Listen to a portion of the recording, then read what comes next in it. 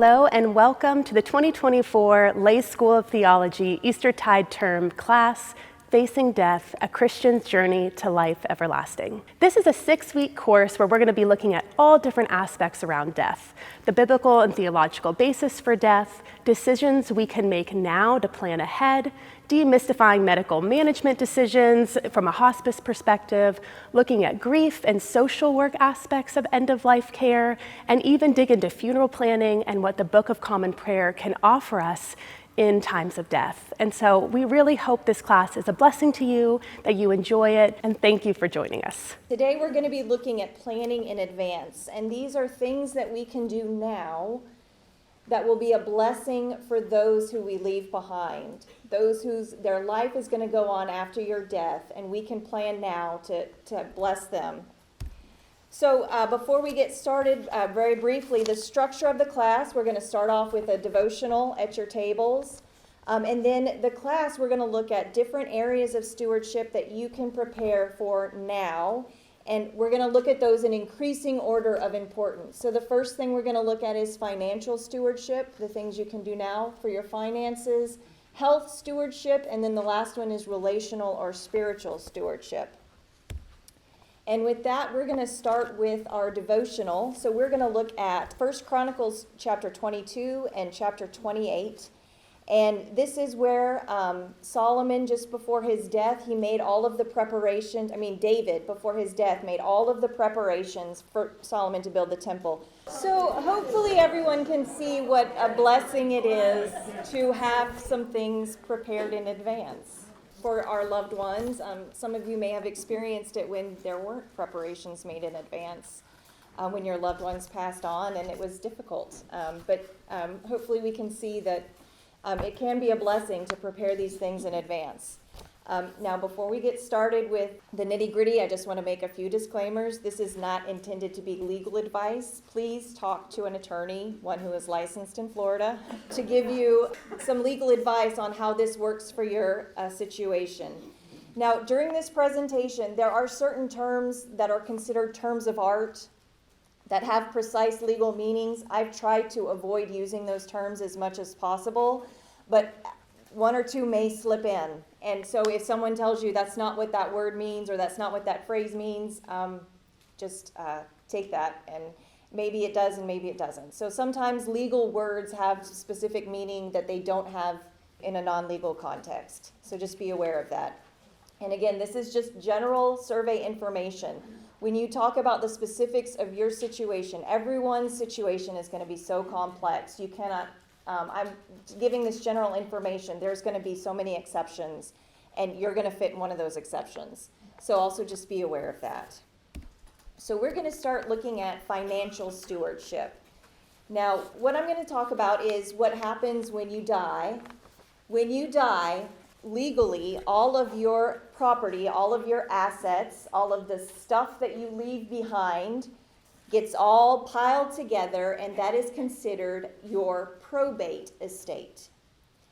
And what happens after you die is your probate estate is administered, and it's either done under the laws of the state of Florida, probate laws of Florida, or it will be done under your will. So if you don't have a will, that means that the laws of Florida are going to determine what happens to your things. Now, first of all, before anyone gets any property, before there's any inheritance, your debts must be paid from your probate estate. The first thing that's going to be paid is funeral expenses. That's the casket, the burial plot, any of those things. You can prepay all of those things. If you haven't done so already and you're interested in doing that, you can take care of that. Contact a funeral home, and I'm sure they'd be happy to sell you whatever they have. But if you don't do that ahead of time, your probate estate can be used to pay those debts. And there's other debts that will be paid. Now, your surviving loved ones will not have to pay from their own pocket your debts. They will not be responsible for those debts, but all of your assets, your house, your bank accounts, all of those things will be used to pay those debts. The largest debt that is most commonly owed at the time of death are debts associated with your final illness. Now, Jennifer Lyons is going to talk a lot about this next week, but our medical system is designed to stop you from dying at all costs. So those costs, the hospital's not doing that for free. They're going to charge your estate for those things. So that is quite frequently a very large expense, especially if the death is unexpected. And the last thing is there may be some ongoing debts or obligations that you wish to continue paying after your death. And what I mean by that, for instance, the mortgage on your house. If you have a surviving spouse that is still living in your house, you may want them to continue paying the mortgage. And just as a side note, if your spouse pays the mortgage and you don't know how to do that, you need to find out how to do that. You don't want to be left not knowing how to pay some bills that need to be paid. And if you're the one that pays the bills, you can just write out some instructions and have them there just in case. So some other debts that you may want to pay for, or debts that you have agreed to be responsible for instance, tuition for your children or your grandchildren. If you have agreed to pay those, you may want to continue paying those, or you may want those debts to continue being paid after your death. So once the debts are paid, then your assets, everything that's left, can be given to your loved ones. Again, as I said before, either the state of Florida is going to decide or you're going to decide. If you decide that through a will. Now, unofficial agreements that are not in your will, are not going to be enforceable after your death. If you have emailed your children saying, I'm leaving all of my property to you so that you can pay my grandchildren's college tuition, and that's in an email but it's not in the will, guess what? Once they get the money, they can do whatever they want with it. So if you want your money used in a specific way, you need to have it specified in your will. And when you are determining assets and giving them assets, you need to consider the hidden costs of those assets. One thing might be estate taxes. Again, that's something you can talk to an attorney about. Another hidden cost is the cost or maintenance and upkeep of that asset. If it's a business, the cost of keeping that business going. If it's property, the property taxes that need to continue to be paid. And you also need to consider the cost of conflict. In certain cases, attorney's fees may be paid from your estate if there's a conflict, but also, fractured relationships are a cost. And you need to consider those when you're deciding who gets what in your property. And the last thing is, consider specifying financial contributions to your church, another ministry, or the diocese. Now, if you're giving these types of gifts, you need to make sure that the donation is specific. For instance, I want to give $500 for the purchase of Bibles. That's a specific gift, as opposed to, I want to give my money to the church. So try to be specific as possible, so the ministry that receives the donation knows what you wanted to do with it. And next, you need to make sure that it is proportionate to the value of the donation. For instance, I want to give $500 for the purchase of Bibles to be used in a prison ministry. That's very proportionate, as opposed to, I want to spend $500 to employ a full-time prison chaplain. That's not really going to work, and they're not going to be able to use that gift for that. So those are some things to consider when you're considering giving gifts. Avoiding conflict. Now, this is the big one. People fight over things. Grief makes people do very strange things. But the best way to avoid conflict is to manage your loved one's expectations. Talk about everything ahead of time. Tell your loved ones what to expect. If you change something, tell them again. These are very difficult conversations sometimes, but this is the best way that you can keep people from fighting each other, is if they expect something ahead of time. Look through your loved one's eyes. Will they feel hurt by what you have left? Will they feel forgotten or cheated? If you know that someone is expecting something that they're not going to get, you should talk to them about it and let them know. Do not assume that your death is going to bring people together. Fractured relationships may remain fractured, or they may break down even further after you die. You need to consider complex situations such as children from another marriage, divorce. You need to consider sibling rivalries, all of those things. And you need to address them if you want to avoid conflict. You need to consider complex assets such as real estate. If you are leaving your 3 children the house, they're not all 3 going to live there. And the one that wants to live there might not be able to afford to buy the other ones out. So you need to consider that when you're passing things along. And if you are on the receiving end of expectations, if you're expecting an inheritance, be gracious. Be gracious in what you're expecting. And be gracious to others who may have gotten what you were expecting. And as a final matter, you do not have to wait to pass along gifts to your loved ones. You can still give those gifts while you are alive. If there is a certain item, it's like an heirloom, a piece of jewelry, you can go ahead and give it now. You don't have to wait until you die. You do need to balance your gift giving with the potential for future expenses. Now, don't give everything away and then you live for 30, 40 more years and you need to ask for it back. But you need to be able to balance that. So don't give it all away, but give most of it away. I always tell my parents their goal is to spend every last cent they have right before they die. So, all right. The next thing that we're going to look at is health stewardship. And this is, physical, medical stewardship. All right, everybody. I'm glad that the discussion is going well. I hope that's what that means, that the discussion's going well. The first thing we're going to look at under health stewardship is appointing a healthcare designee. Now, a healthcare designee is a person to assist you in understanding your medical condition and treatment options and who will help you make medical decisions. Now, so frequently when you go to the doctor and you get that diagnosis, you're in shock or you're confused. You may not be thinking about what the doctor is telling you.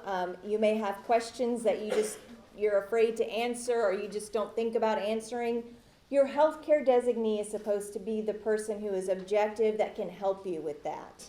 So they're supposed to be the second person, the listening ear, to understand what your diagnosis means and to walk you through that.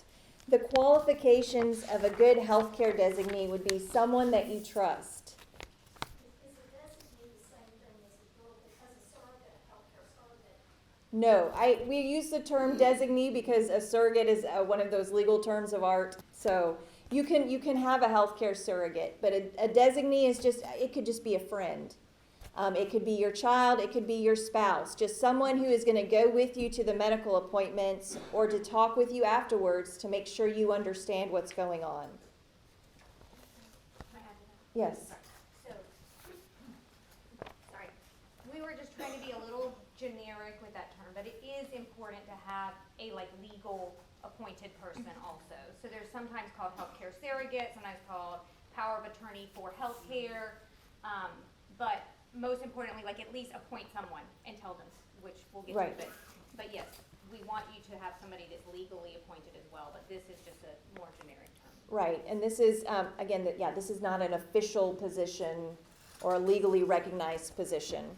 You want someone that you can trust, someone that you're not going to be embarrassed about those diagnoses. Yes? But for HIPAA purposes, you're going to have to give, if it's not surrogate, you're going to have to give a healthcare designee. Right. You can sign that form at your doctor's office. This person is, they can have your medical information as well. HIPAA prevents physicians from releasing medical information, but they can do that with your healthcare designee. And even just showing up with them at the appointment, they'll go ahead and talk if you say, yes, this person is my designee.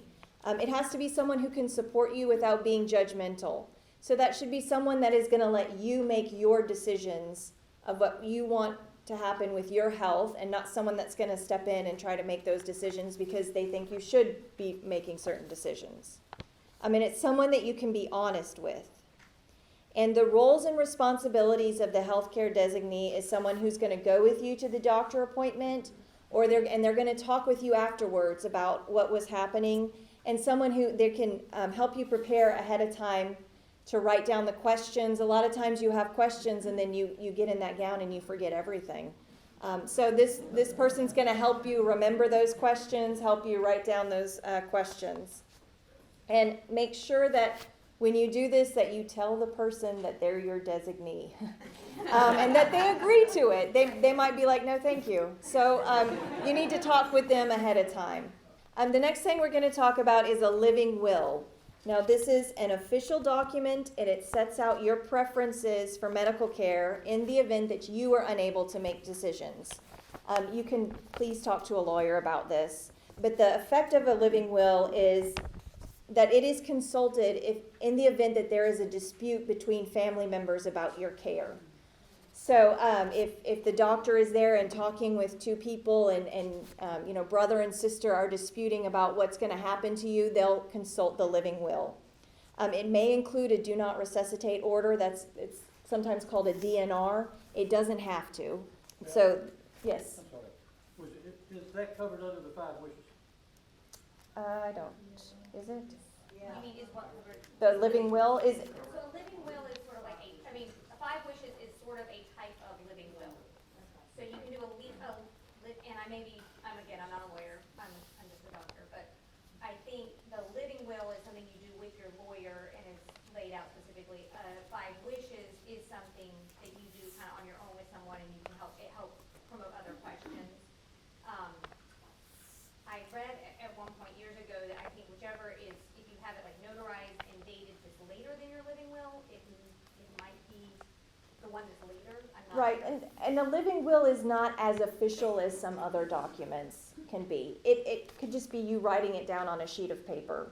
It doesn't have to be this official notarized, it doesn't have to be all of those things. And one of the reasons is because it can always be overridden by you. If you change your mind, you can say, I've changed my mind. You can anytime, and if you're conscious, then they just are going to ask you. They're not going to look at your living will. So don't fear if you've written something down. You can always change your mind. Now, advance directives can be a little bit different. Advance directives are a set of documents, and usually they do not go into effect until you're unable to make decisions due to your incapacity. And the incapacity could be anything, but basically you are not mentally able to make decisions. And for an advance directive, it may include a living will, but it may also include powers of attorney to make medical decisions. That a power of attorney is a much more official document. Please consult a lawyer. Please do not download something online and sign it. These are powers of attorney. They are very powerful documents. It may also include a power of attorney for making financial decisions. And again, you need to talk to a lawyer, especially about these powers of attorney, because once you have been deemed incapacitated and these powers of attorney kick in, you cannot just speak up and override them. So these things are a little bit more official, so you need to talk to an attorney before you sign them. They have them online. Do not go and download them online. Talk to an attorney first. The Social Security office told me they do not honor power of attorney documents. Does an organization have the authority to not honor a power of attorney? The federal government can do whatever it wants. Can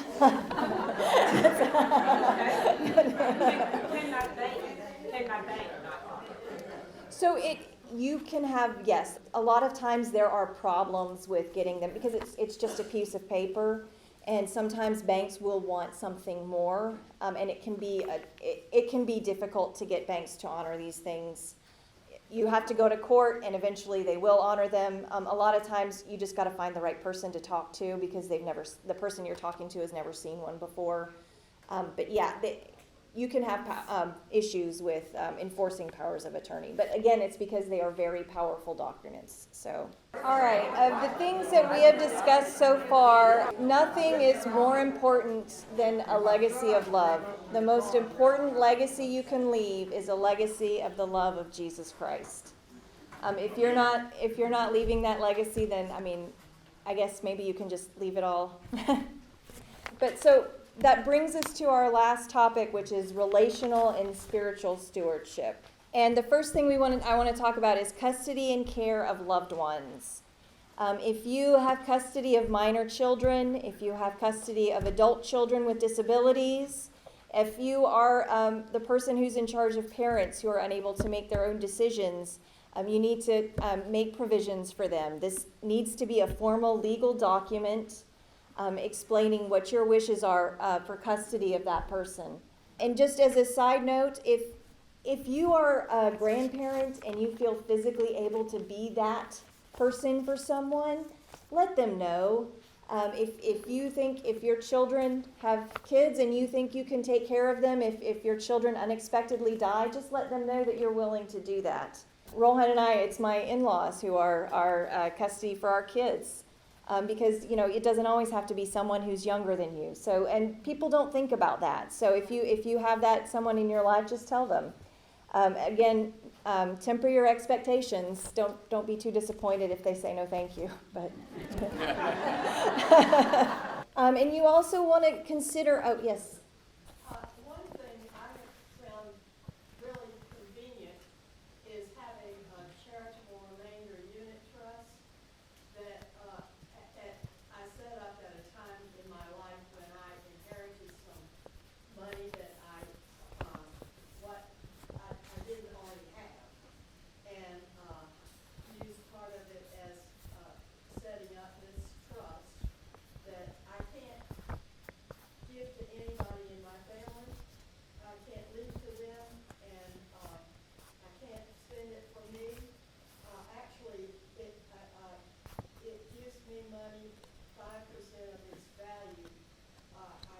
This is part of the setting up of the trust, and it pays part of my ad valorem taxes every year, just with that. And so it's not any goodie bag, but it's something that the children, and it's grown over the years. I have lived to age 89, and it's grown without my contributing more to it.